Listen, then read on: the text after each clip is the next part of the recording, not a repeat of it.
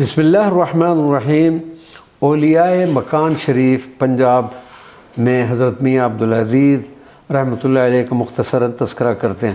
حضرت خواجہ شمس الدین سیالوی کے خلفاء کے قائم کردہ روحانی مرکز میں سے ایک مرکز مکان شریف صدیق آباد بھی ہے، جس کے بانی حضرت میاں عبدالعزیز تھے۔ دینی تعلیم کے حصول کے بعد روحانی تعلیم و تربیت کے لیے حضرت خواجہ شمس الدین سیالوی سے بیعت ہوئی اور ایک طویل ریاضت کے بعد مرشد کامل سے خرقہ خلافت سے نوازا۔ حضرت سیالوی سے حضرت میاں عبدالعزیز کی عقیدت کا یہ عالم تھا کہ ان کی خدمت میں حاضری کے لیے پیدل سفر فرماتے اور دوران قیام سیال شریف چارپائی پر آرام نہ فرماتے۔ آپ رحمۃ اللہ علیہ اعلیٰ اخلاق کے حامل ولی کامل تھے۔ مسلمان تو مسلمان، ہندو بھی آپ کے اخلاق حسنہ پر فریفتہ تھے اور اپنے فیصلے آپ سے کرواتے تھے۔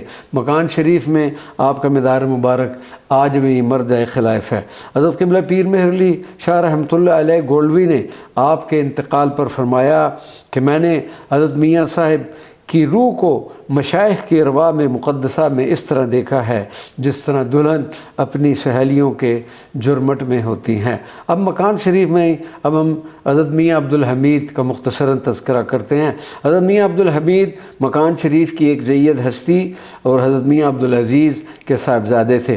والد گرامی کے وصال کے بعد مکان شریف کے دوسرے سجادہ نشین مقرر ہوئے۔ آپ کی ذات میں سخاوت کا وصف کوٹ کوٹ کر بھرا ہوا تھا۔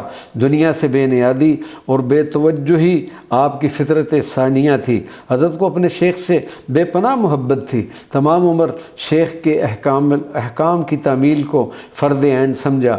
عبادت و ریاضت کے ساتھ سخن فہمی اور شعر شناسی کا اعلیٰ ذوق تھا۔ 27 جون 1977 میں حضرت میاں عبدالحمید کا وصال ہوا اور اپنے والد گرامی کے پہلو میں ابدی آرام گاہ بنی۔ حضرت کا مزار مبارک آج بھی مرجع خلائق ہے۔ وما علینا الا البلاغ المبین۔